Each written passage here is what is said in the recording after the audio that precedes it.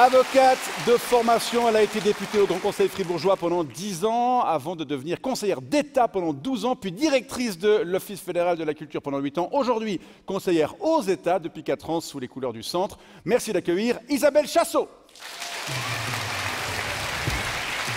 Attention à la marche.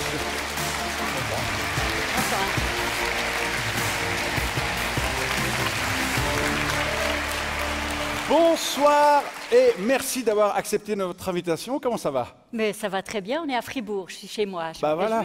Vous avez dû faire un petit aménagement de votre agenda pour être là ce soir. Mais oui. C'est parce qu'on est à Fribourg que ça vous a convaincu? Mais bien sûr. Si la RTS vient de Genève à Fribourg, on va faut quand même faire un déplacement. Oui. Nous sommes donc à Fribourg ce soir, un canton dont vous avez contribué à élaborer les lois pour ensuite les appliquer, un canton que vous représentez aujourd'hui à Berne après un passage à l'OFC. Jusqu'à aujourd'hui, lequel de ces mandats vous a apporté le plus de satisfaction? Ils sont très différents les uns des autres.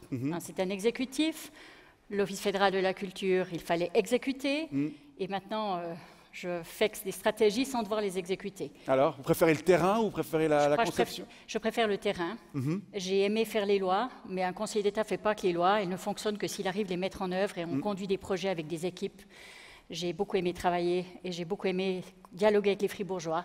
On est à proximité immédiate. Lorsque ça va, on vous le dit, mais lorsque ça ne va pas, on vous le dit aussi. On ne manque pas de vous le dire aussi. Non, mais on le dit de manière extrêmement, je trouve, transparente, aussi respectueuse. Et j'ai aimé faire ce travail. Oui. Au Parlement fédéral, vous avez présidé la commission d'enquête parlementaire sur le rachat de Crédit Suisse. Plus récemment, vous vous êtes affiché dans le débat sur la réforme des noms de famille ou sur l'aide aux médias. À Fribourg, vous étiez en charge de l'école et de la culture. Thématiquement, c'est un peu le grand écart ou le grand jonglage. Est-ce que vous vous intéressez à tout ou est-ce que vous prenez le grain qu'on vous donne à moudre? Non, je m'intéresse à de nombreux thèmes. Évidemment, d'abord, on a le grain à moudre lié aux commissions parlementaires dans lesquelles on siège, qui vous donne un peu une priorité thématique pour le traitement des objets, pour la présentation des propositions.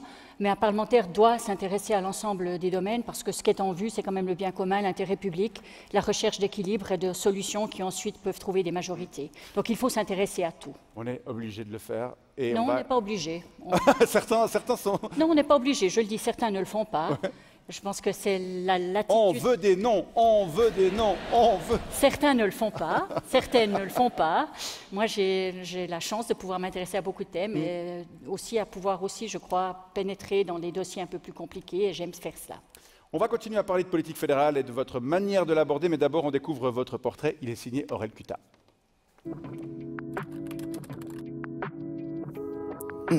Isabelle Chassot, c'est comme le parfait ou Marie-Thérèse Porchet, un monument suisse. On a l'impression qu'elle a toujours été là. Et pourtant, elle n'a que 60 ans. Je vous souhaite une bonne bénichon. C'est l'histoire d'une fribourgeoise, pure bénichon, qui naît dans le mauvais canton.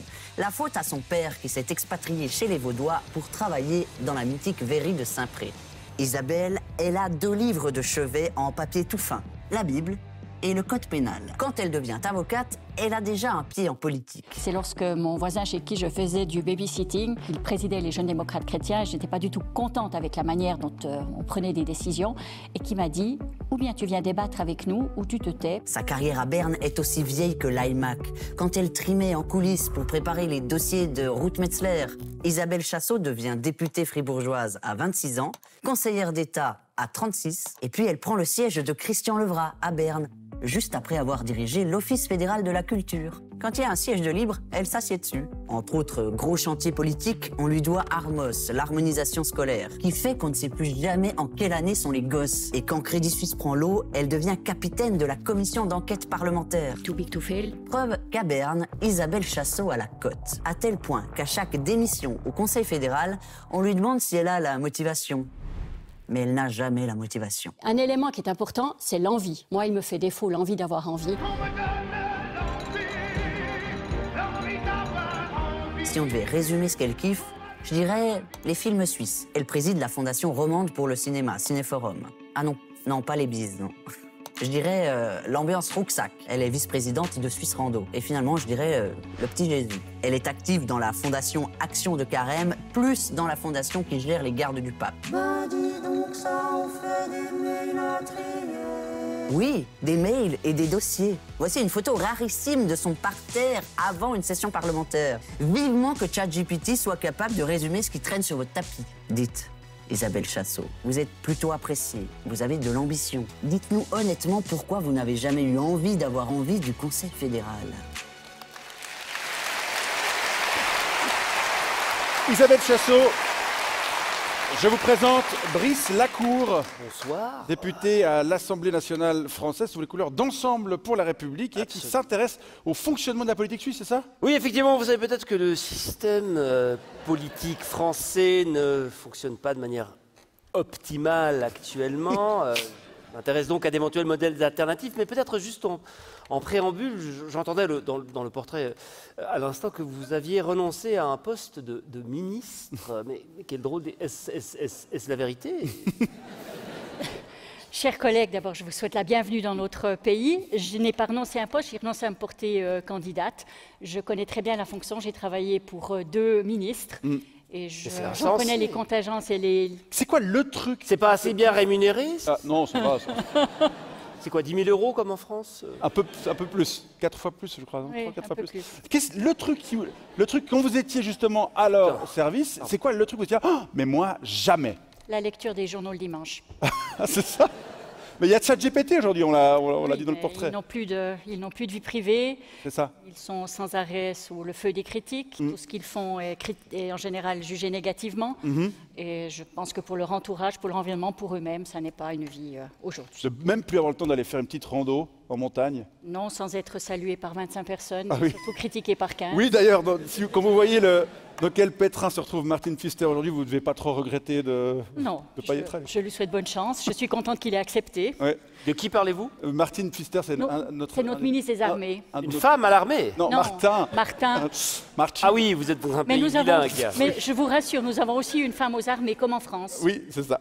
Et pour répondre à la question d'Aurel Cuta dans le portrait, est-ce que ça pourrait changer une fois, ça? C'est toujours un peu le fantasme des journalistes de dire « Ah, mais alors, le Conseil fédéral, comme si c'était la fonction suprême. » Est-ce que vous y pensez le matin en vous rasant? Ah oui. Je n'y pense même pas en me faisant le brushing. Ouais. Très bien. J'ai lu que vous êtes une élue du centre. Est-ce que, tout comme en France, cela veut dire que vous êtes de droite? Non, nous sommes du centre. Il y a la gauche, il y a la droite et il y a le centre. Et rassurez-moi, vous êtes tout de même plus de droite que de gauche. Nous sommes au centre, ni de gauche ni de droite. Ouf.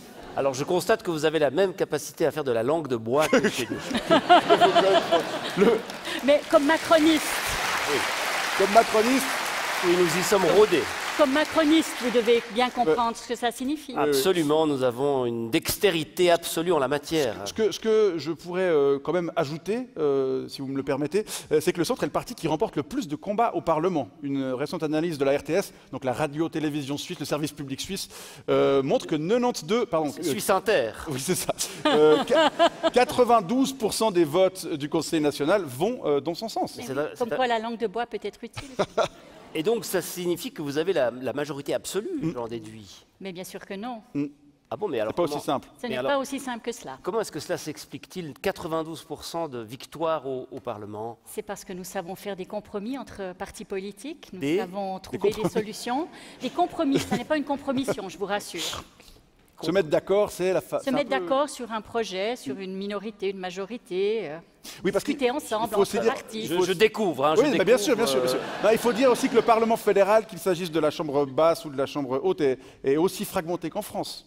C'est vrai Oui, ça? bien sûr. Et Le alors, parti comment- le plus important à 30%. Oui, votre Rassemblement national, on pourrait dire. Enfin, si on veut faire des... Oh, pardon, j'ai peut-être dit une connerie. Oui, enfin, ils ont le parti le plus... Mais alors quel est le À secret du fonctionnement et donc vous arrivez à... Enfin, la formule.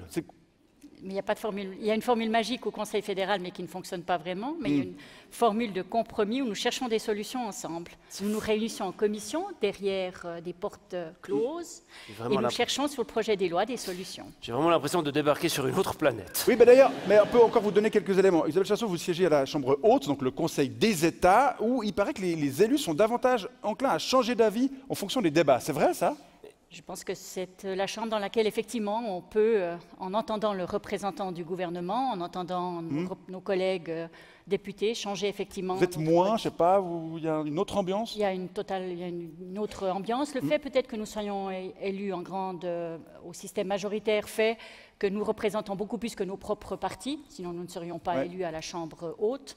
Et cela permet effectivement d'écouter et de changer d'avis. Et d'écouter. Ça vous n'avez pas souvent. Ça veut dire donc que vous êtes dans un parlement où vous parlez et où vous écoutez. C'est ça. Parce que alors, à l'Assemblée nationale, lorsque quelqu'un prend la parole, alors personne... On voit. Mais surtout, nous sommes dans un parlement où nous restons assis à écouter les autres. Oui, c'est vrai. C'est fou, ça. Mais... Et donc, vous pourriez être convaincu par un... on peut applaudir notre système politique suisse, c'est vrai. C'est vrai que c'est fou.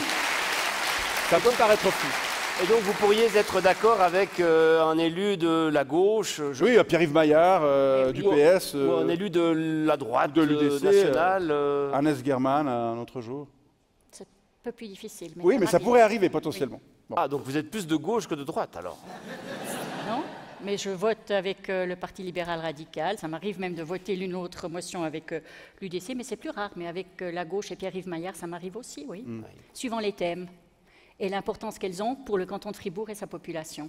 C'est ce que nous devons représenter plus que des partis. Les cantons dont vous êtes issus. C'est ça. On dit que les mécanismes de démocratie directe jouent aussi un rôle important dans la capacité des chambres à chercher des compromis. C'est vrai? Quel rôle joue cette démocratie directe, cette voix du peuple? Ça, c'est aussi quelque chose que qui je pour vous est abstrait. totalement. En sachant que chacune de nos décisions peut faire l'objet d'un référendum et être soumis au peuple, cela nous rend effectivement attentifs aussi aux choix que nous faisons pour éviter que nos lois soient ensuite cassées par la population. Ça pourrait marcher chez vous en France, là, la démocratie? Imaginez un référendum. Mais vous êtes fou, vous êtes folle, pardon.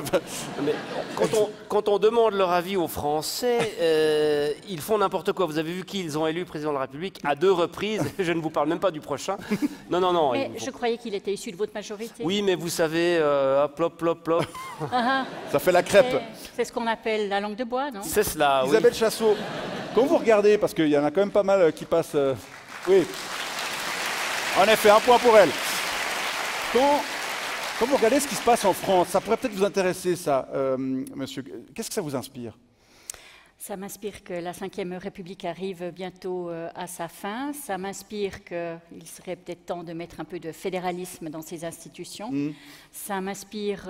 Fédéralisme, que les régions... Qu'est-ce que cela veut dire? Cela veut dire, vous êtes issu de quel département? Je n'ai pas Alors, compris. je suis de Paris, 75. Eh bien, ça voudrait dire c'est pas une région, dans votre décision, au lieu d'être élu au système majoritaire, vous soyez élu au système proportionnel, ce qui permettrait une meilleure représentation de la population. Quelle horreur! Mais oui, je sais.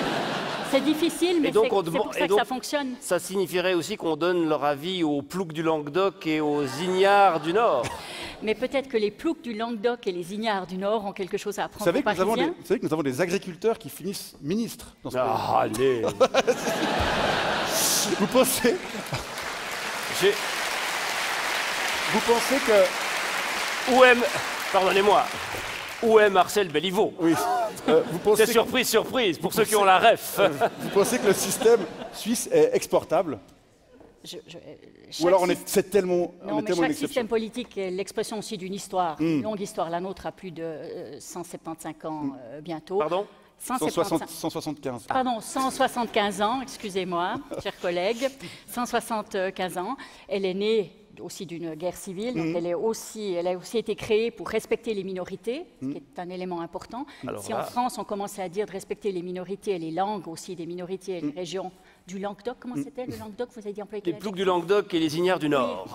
Je pense que ça commencerait aussi par là, mais je crois qu'il y a des éléments qui sont enfin exportables pour autant que l'on veuille admettre que le système majoritaire n'est pas le meilleur. Et donc vous supposez que du côté de l'Outre-Jura, il suffirait qu'on change de culture politique et qu'on accepte d'écouter les autres, qu'on arrête d'avoir peur du peuple et qu'on ose lui demander son avis, qu'on arrête de tout décider à Paris et qu'on demande leur avis aux régions et qu'on renonce à élire un roi tous les 5 ans pour avoir un système politique qui fonctionne aussi bien que le vôtre? Oh, ça ne suffira pas encore, à mon avis. Isabelle Chassot, c'est rassurant. Je vous propose maintenant de répondre à quelques questions de téléspectatrices et de téléspectateurs. Elles ont été laissées pour vous sur notre répondeur. Vous avez encore des répondeurs? Oui, bonsoir, ici c'est Monsieur Fuchs. Madame Chassot, vous qui avez suivi toute cette affaire du rachat de Credit Suisse par UBS, est-ce que vous pourriez nous expliquer simplement qu'est-ce que c'est que ces fameuses obligations AT1? Il y a tout le monde qui en parle ces jours-ci, mais j'ai l'impression qu'il n'y a personne qui comprend quoi que ce soit. Et vous? Je propose qu'on fasse de nouveau appel à M. Oberholzer. Non, vous n'allez pas vous en sortir comme Je ça. vais essayer de le dire en 3 phrases. Ce sont des obligations conditionnelles. Elles ont été créées après la grande crise de 2008 pour permettre aux banques de créer du capital propre. Avec ces opérations très risquées, donc elles sont avec des intérêts beaucoup plus élevés. Ça fait déjà 3 phrases. Hein. Oui, je sais. Et la problématique, c'est qu'elles peuvent être annulées ou remboursées au moment où la banque a des liquidités suffisantes pour le faire. Est-ce que vous avez également appris cette phrase par cœur? Non. Bravo. Ça va vous étonner, je ne l'ai pas apprise par cœur, mais je l'ai comprise après avoir lu à peu près 5000 pages. C'est ça. C'est pour ça que vous ne voulez pas lire encore la presse dominicale. Quoi. Non. Deuxième message. Oui, bonsoir, c'est Michel. J'ai quelques emmerdes avec la justice, là, à cause d'un site que je suis allé voir un peu par hasard. Et donc, je cherche un avocat. Et comme il paraît que vous pratiquez à nouveau, je voulais savoir si je pouvais passer vous voir à votre cabinet. Et si oui, combien vous demandiez de l'heure. À bientôt. Il parle bien sûr des honoraires d'avocat. Oui, bien sûr. Et pas d'autres types de soins. C'est vrai, vous avez ressorti votre robe d'avocat. J'ai ressorti mon brevet d'avocate, mais pas la robe, parce que je n'entends pas pratiquer en justice. Oui. Donc je l'adresserai à mes jeunes confrères et consoeurs de l'étude. C'est pour arrondir vos fins de mois que vous avez... Non, ce n'est pas du tout pour ça. C'est pour avoir un bureau, un back-office, et pour pouvoir avoir aussi, ne pas devoir travailler seul à la maison et avoir aussi des collègues avec qui échanger de temps en temps. Dernier message. Oui, bonsoir, Cortésie à Montrichet. Madame Chassot, je suis très actif dans le milieu associatif et je constate que vous aussi, puisque d'après le registre de vos liens d'intérêt, vous siégez dans 2 conseils d'administration, 8 conseils de fondation et 6 comités d'association. Ça fait 16 institutions. Alors, j'ai 2 questions. 1, vous trouvez où le temps pour tout ce bordel? Et 2, est-ce que vous pourriez nous dresser la liste de toutes ces institutions par ordre alphabétique? Merci. Je n'y arriverai pas par ordre alphabétique, mais je vous conseille de regarder le site du Parlement. Elles y figurent toutes. Elles ont toutes un point commun. Elles sont toutes liées à l'utilité publique. À savoir que même les conseils d'administration dans lesquels je siège, les dividendes restent dans la société. Il n'y a pas des jetons de présence à chaque fois? Oui, mais je peux vous dire le somme. Elle figure sur mon site internet pour ceux que cela intéresse. Ah, donc je parlais d'arrondir les fins de mois, ce n'est pas avec ça que vous le faites? Non. Je crois qu'il y a seuls 3 de ces mandats qui sont rémunérés. Oui. Ouais, Et Combien? je peux dire, alors, je vais vous le dire en toute simplicité. Un, c'est Transfusion Suisse, une société de la Croix-Rouge, 20 000 francs forfaitaires par année. Le second, c'est... C'est le SMIC, ça. Pas vraiment, je trouve que c'est plutôt Suisse Rando, l'association de tourisme pédestre, 10 000 francs par année, et Radio Fribourg, 2 000 francs par année. 32 000 euros, ouais. Merci pour ce joli cours de transparence. Oui, également. absolument. On peut l'applaudir et c'est la fin de cette séquence répondeur. Isabelle Chassot, on arrive déjà au terme de cette émission. Je vous remercie d'y avoir participé. Avant de nous quitter, qu'est-ce qu'on peut vous souhaiter pour la suite de votre carrière politique qui n'est encore qu'à ses débuts? D'avoir toujours envie de siéger au Conseil des États. Ah Ce ouais. que j'ai. Puisque l'envie est pour moi un moteur indispensable. On l'a compris. Donc, et je suis contente d'y être et j'espère y rester surtout. Donc je ne vise pas du tout un ministère ou quoi que ce soit. Et je ne vise pas non plus d'aller donner la leçon au Sénat et à l'Assemblée nationale. Monsieur Lacour, vous, qu'est-ce qu'on peut vous souhaiter? Oh ben écoutez, hein, D'être élu. vous pouvez souhaiter tout ce que vous voulez à mon pays. Je ne crois pas que les vœux seront exaucés, malheureusement. Très bien. En Merci tout cas, à tous les deux. Merci à vous. Merci.